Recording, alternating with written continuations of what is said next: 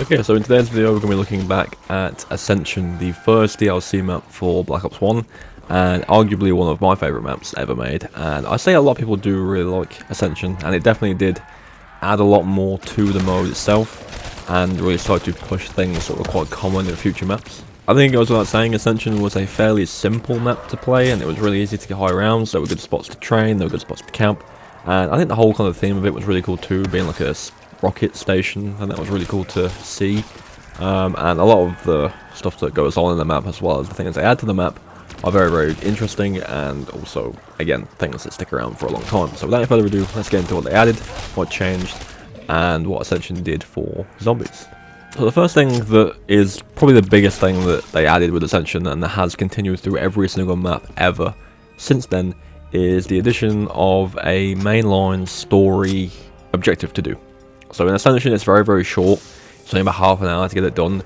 In other games it can take a little bit longer and it's a bit more complicated, but this was the first of the lot of them. And the issue with this one was it required 4 people to do, so I either had to get like a bunch of friends together to do it, or you would have to get into a public match and try and get everyone to do it together. And a lot of these dragons in future games don't have to have 4 people. There are still some that do require you to have more than 1 person at least.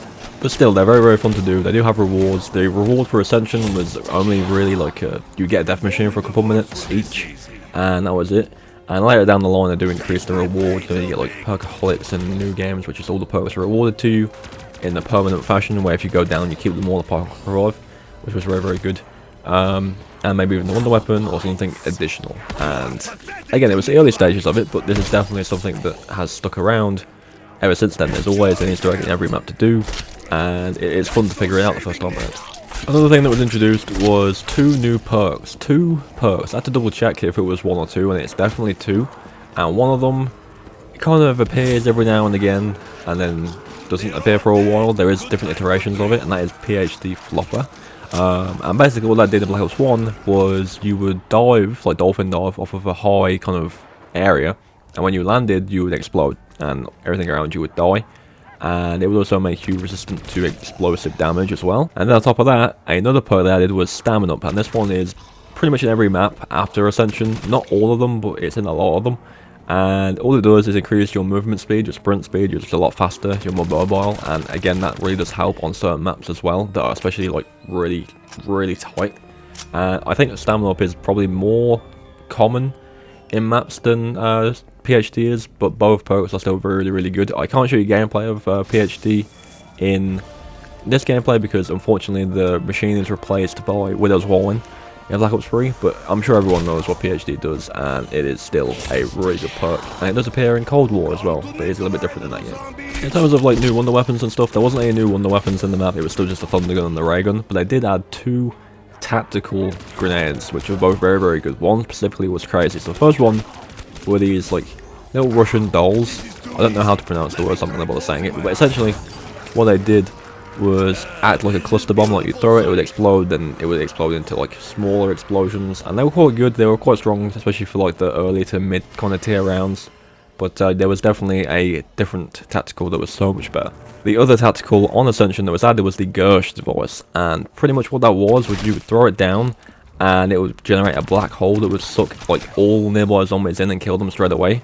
And it was very strong until like really high-ish rounds. One thing that was pretty interesting about it was as well, you could jump into it or slide into it and you'd be teleported to a different part of the map. It's not usually the best thing to do because as soon as you teleport, you could teleport like just very close to where you were and just end up in the horde, and that wouldn't help at all. But it was still something you could do, and they were really good, they were really strong, and they were definitely like a good competitor for like monkey bombs and stuff, because I definitely think monkey bombs were more strong in the old games than they are now.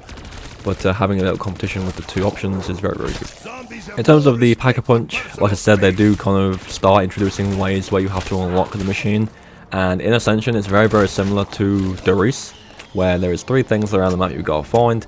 In this case, a lot of these flying platforms you have to stand on, and they all go back to like a main hub area. And once you've activated all 3 and the fuel for the rocket is charged on the map, you launch the rocket, and doing so unlocks the blast shield doors, and you can go into Pack-a-Punch and upgrade. It is a permanent thing as well, so unlike Kino where it teleports you out every now and again, You can go back there whenever you want. The room has a fair amount of barricades in it and stuff, so it can ramp up quite quickly. But it is there all the time, you don't have to wait for it. It's just when you want to upgrade, you can go and do it. And the last thing was the addition of a new kind of boss round. I don't know what they're called boss rounds in these games. Like they're fairly straightforward, they're not difficult, but there's additional rounds that reward your max ammo. And in this case, they were these like little space monkeys, and they were interesting to deal with at least. So same rules apply, kill them, you get max ammo when the round ends, and you carry on. They were quite common in Ascension as well. They would happen a lot more than dogs from what I remember. But what they would do is they would go to perk machines of perks you currently had and would start smacking it. And if you left them to do that for too long, they would take the perk off you when you have to rebuy it. And again, keep in mind, you are limited to 4 perks at a time. But in Ascension, there was a way where you could get over 4 perks. How you would do that is if you manage to kill all the monkeys before they get to a perk machine, even if they hit it once, it doesn't count. But if you manage to kill them before they touch a perk machine, they'll drop a free perk every time. And that allows you to carry more perks, which is really, really good, and that was quite new as well. And again, having more perks on your person is always better than having like just the main 4. So you could end up, if you were doing it well enough, and it is easier with more people, but if you were doing it well enough, you could end up with like Quick Revive, Double Tap, Jug, Speed Cola, PhD, and Stowing Up all at the same time, which is really, really good. And obviously in Chronicles, there's like way more perks than that, so you can pretty much get all of them with a combination of doing the monkey rounds perfectly and using the gobble gums. And that was a really, really nice addition, especially back in Black Ops 1. Not everyone's a fan of the monkey rounds. I think they're fine. Like, they're not difficult. They can be annoying if they kind of go for a perk that's quite important. Like if they start like stealing Jug and stuff, that can be quite annoying. And it gets even more annoying if you have the additional perks and then they take Jug off you and then you can't rebuy it because you can't physically buy another perk because it doesn't allow you to naturally buy more than 4. That can make games really annoying and can almost ruin a run for you. But yeah, the enemies themselves really easy to kill. A couple of thunder gun shots on late rounds, no problem, and it was good. It was a different kind of take on the dog round, which was in a lot of maps up until Ascension. But yeah, overall, I think Ascension added a lot of new stuff to zombies, and it definitely did kind of pave the way for future maps with the Easter eggs and the additional perks and the additional kind of the bonus wave being a different type of enemy every single time. And it's not all the time they change, but when they do change, they're quite nice to do. They're quite fresh. And yeah, I think Ascension was definitely a popular map as well. So let me know what you guys think of Ascension down in the comments below. Did you like it? Do you think it's too hard, too easy? Do you like the monkeys or not? With the perks that they added, good. I always said they're pretty good. But yeah, let me know your thoughts on the map down below. Next map in the list is called Dead, and again, that has a lot to talk about. The Easter egg in that map is a lot more complex. There's new weapons, there's like a boss zombie that's like always there, and it's a pretty interesting map.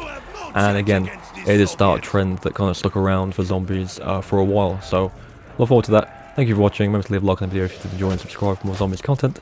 And as always, I'll catch you in the next one.